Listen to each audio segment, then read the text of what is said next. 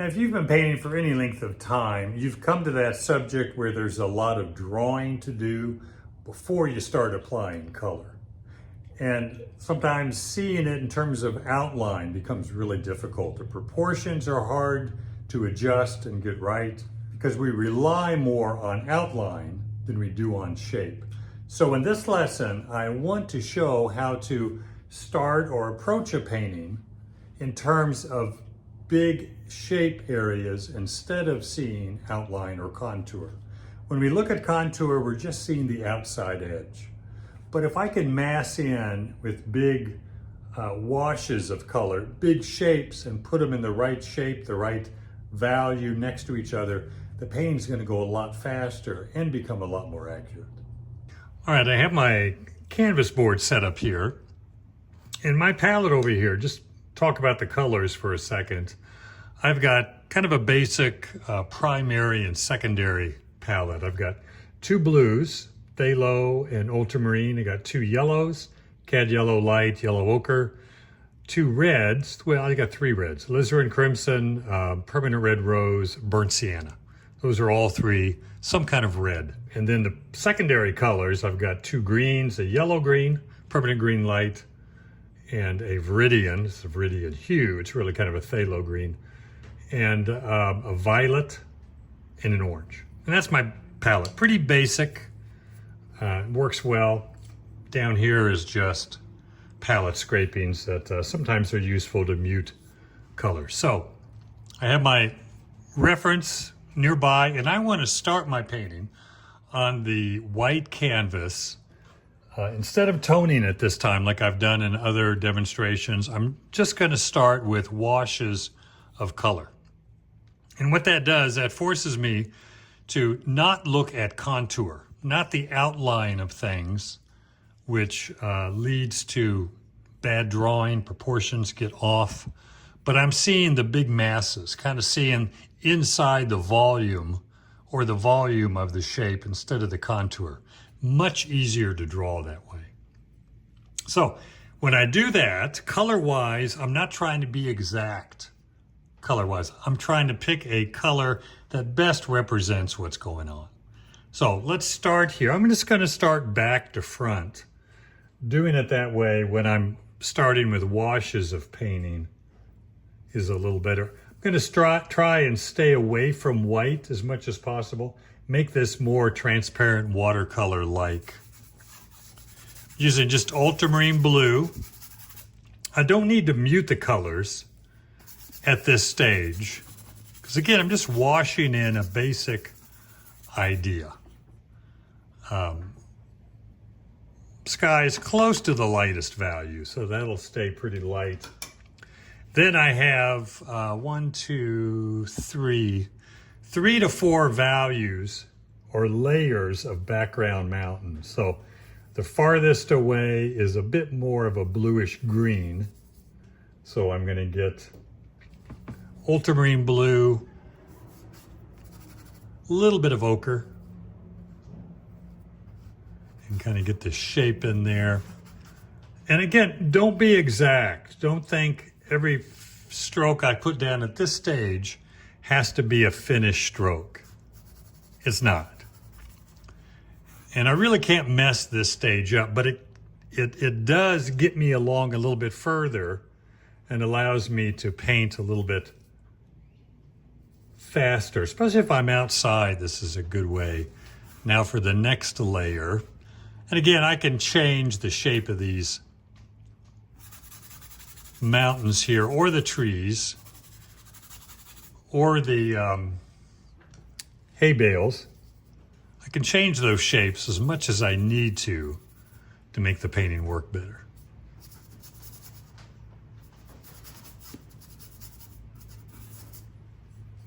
Now I could start, I'm going to place my hay bales right now because they're kind of the focal point. So I'm going to jump to the hay bales, and I start them down here, and I want them to end up a little bit into here. So I'll wipe some of the background hill off.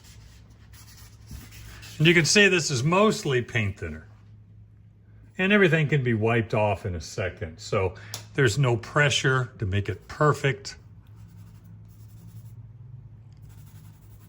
And if I do get this too thick, I can kind of scrape at it with a palette knife. But I am looking for shape. I do want a pretty definite shape here. So I'm not just randomly throwing in shapes. I'm really looking at the shapes and trying to render them as far as the big shapes go, not detail, but try and render them pretty well. So that works pretty good there. And I'm going to go to the darkest. Darkest might be some dark accents in the hay bales. So I'm going to go, but they're small. That's a small shape. So blue with a little ochre, maybe a touch of orange. Placement of these real dark. Again, I have to add paint thinner to keep it thin. And I want to think about how much space I want of the mountain there. And I like the placement of these trees in the photograph, so I don't think I have to change them, but would in a second if it worked better differently. Well, I think I might change it. I might have those two overlapping and this one not. Have a little space between them, but I have two overlapping there.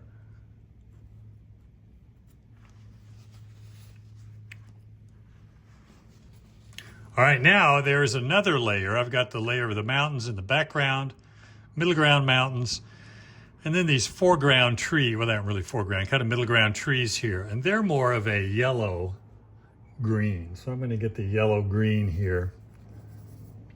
Maybe a bit of cad yellow with the yellow green. This yellow green is actually a mixture of cad yellow light and phthalo blue, and I mixed up a giant pile of it and put it in a tube. I get some empty tubes from Jerry's Artorama.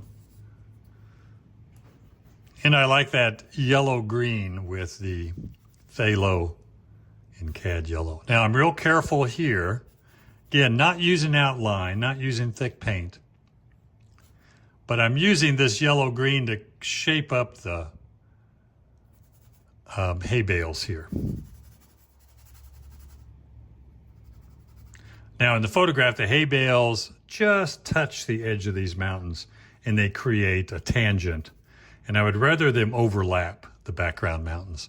That creates more space.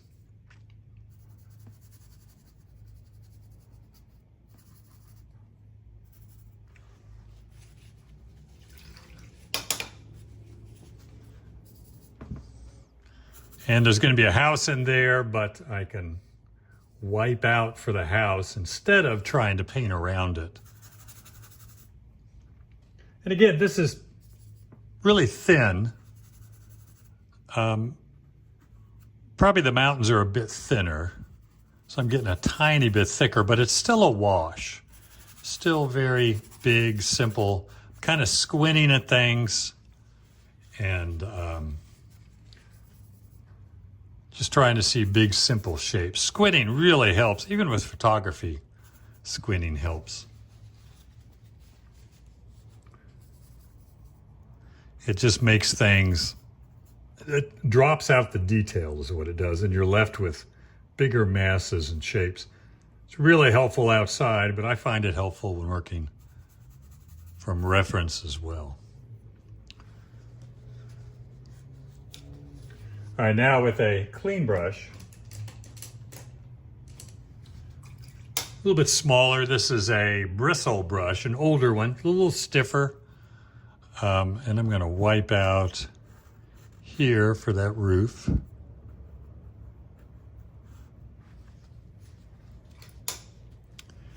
And I'll wipe out for the whole shape of this house here, even though some of it's in shadow. I can come back and put the shadow in later. Plus it has a red roof, so I'll wipe out the green. And again, I'm seeing shape here. I'm not seeing outline. And I can get their proportions so much better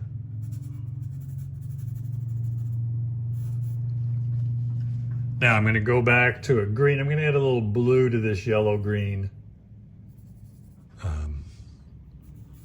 Some grass down here. Again, I'll cut around the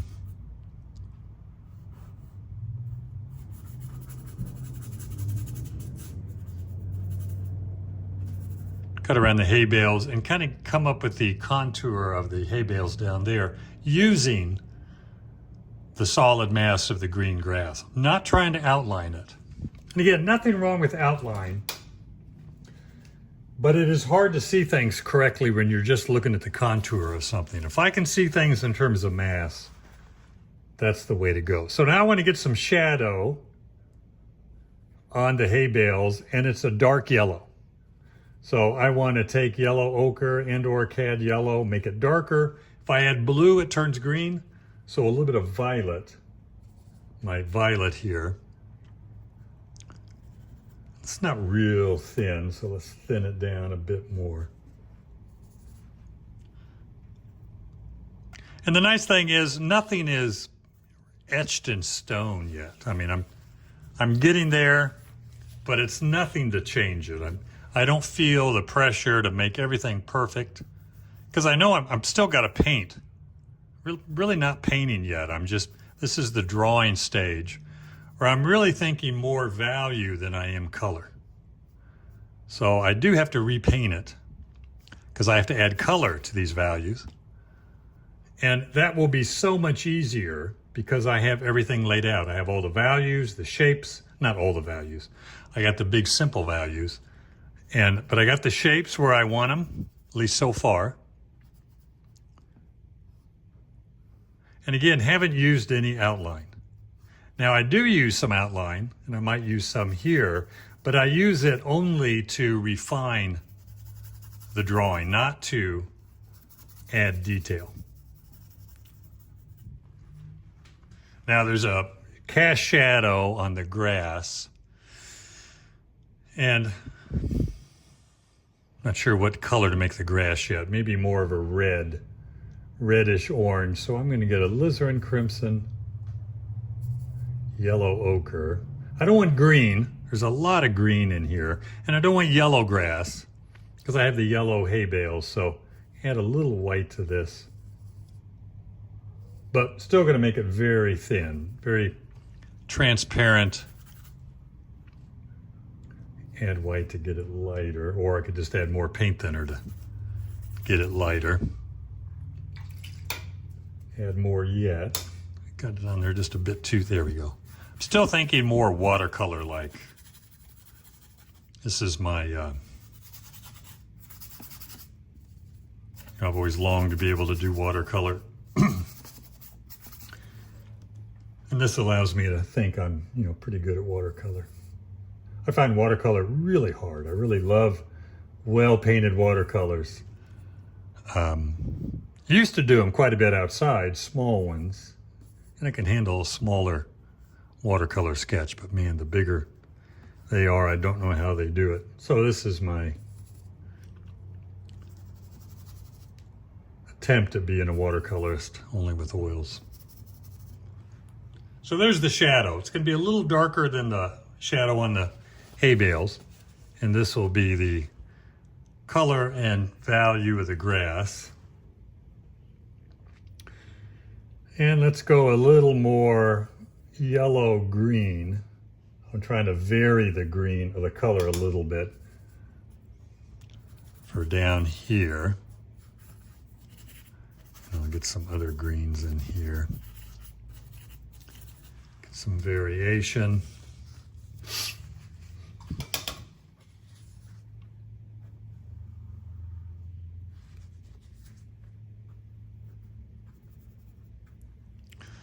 I'm going to lighten this just a bit.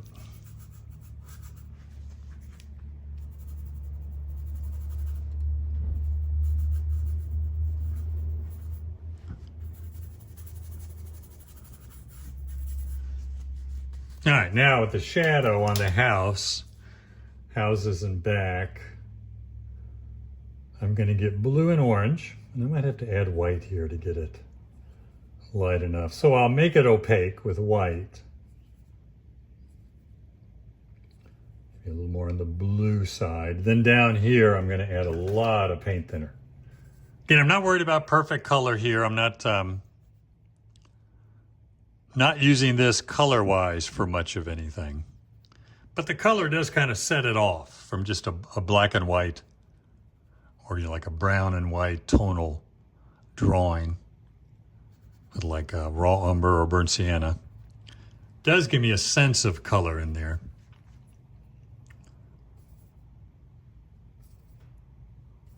And I don't want the drawing perfect or picky, but I do want it accurate. So I want to get the angle down here pretty good.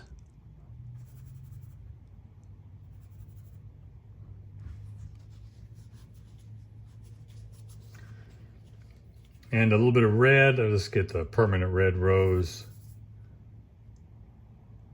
And a touch of white to it and a lot of paint thinner. And I want to get the red spot in there for the roof. And it's going to run a little bit, but that's okay. There is a lighter, so I'm going to go a little thicker here because this is real light, the glare on that roof. I can scrape it off later. It's my one thick area. Then go back to my shadow, establish that again. Again, no pressure here at all for this, because again, I'm going to repaint it. Otherwise, I'm going to throw color on top, but this makes coming back with the color so much easier because I've worked out all the hard parts. I've worked out the big areas of value, the big shapes.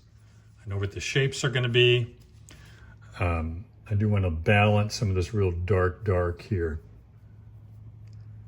Dark blue-green here. I want a little bit more of it back in here. It won't be quite as dark, but a little bit of balance of that real dark kind of scattered around the base of some of these greens.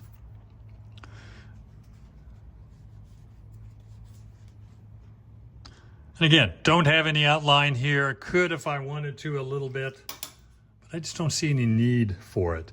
There is two values in the light. There's the lightest light on top of the hay bales and kind of a halftone light on the side, and then the shadow. There is the deep shadow, so I'm going to mix blue and alizarin and get a darker violet than that tubed violet, which is lighter. Add a little yellow to it, and this is pretty dark, so look for these dark areas.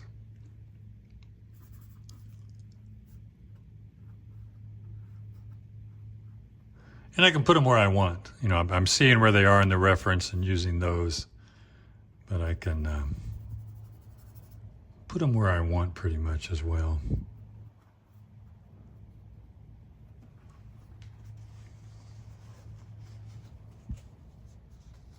All right, that's my drawing.